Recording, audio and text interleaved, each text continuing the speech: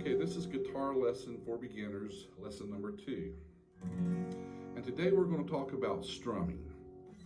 And this assumes that you've been practicing the chords on the first lesson and you know where they are and you can change them relatively quickly.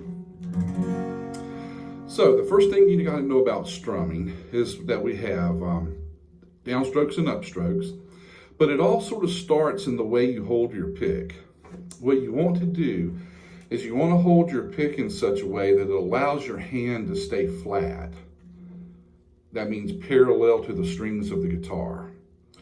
And to do that, what you want to do is hold your hand flat, bring your index finger down and your thumb across and make like a little T that way, and put your pick in there just like that.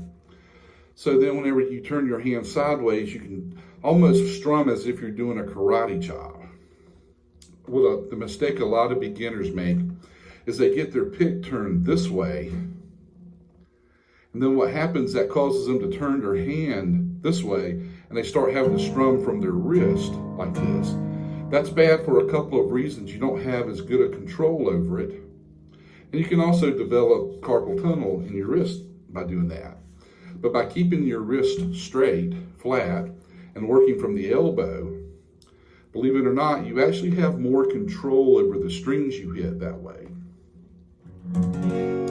Okay, so first of all, what we're going to do is we're going to start just doing some downstrokes. And I'm playing a G chord.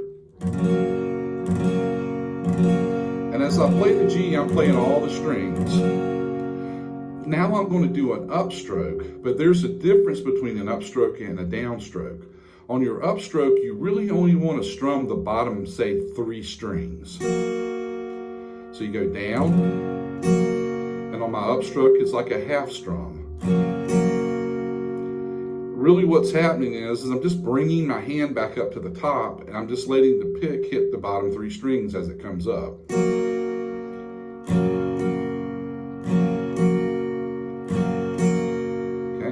So what we're going to do is we're going to play 4 strums, and we're going to say 1 and 2 and 3 and 4 and. So every time I say a number, that's a downstroke, and when I say the word and, that's an upstroke. And what these are eighth notes, and eighth notes are half beats. 1 and 2 and 3 and 4 and.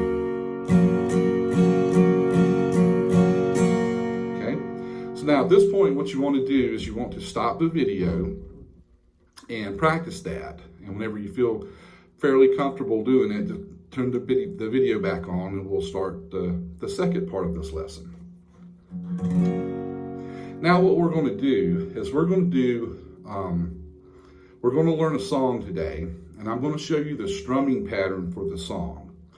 And it's a little bit complicated, but not hard. So we're going to start out with a G chord, and what we're going to do is we're going to play a bass note and then strum. So we're going to play our 6th string on our G and then strum.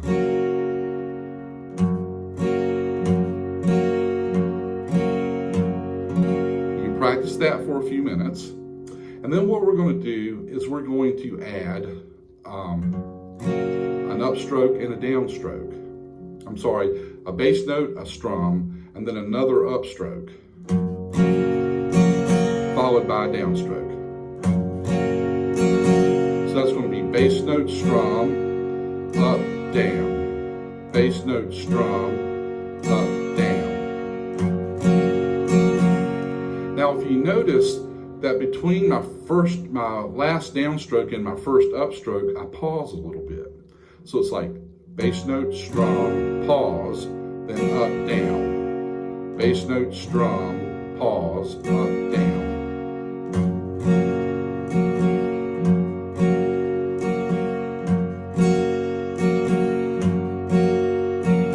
Okay, so practice that little strumming pattern for a little while, and then when you come back, we'll start the song Wagon Wheel.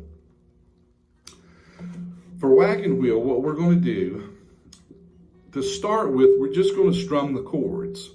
And the chords are going to be G, strum it 4 times, downstrokes. Then go to your D, and we're going to strum from the 4th string down.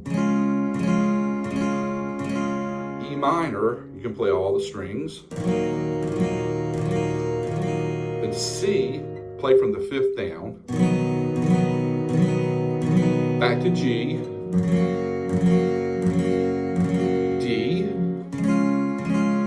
This time skip the E minor and go straight to your C. And another C. Okay, so practice that for a few minutes. Okay, the next step is we're going to try to put our strumming, our bass note and our strumming pattern together in the context of this song. So what we're going to do is we're going to play the G just like before. We're going to do a bass note, a downstroke, a pause, then an up, down. So we're going to go. Then we're going to go to our D chord, and this time we're going to play the 4th string as our bass note. Same thing. E minor, we're going to play the 6th string. And then we're going to play our 5th string for our C. Back to the G. D. And then C again. And another C. Okay? And this is how it should sound when you get it all together.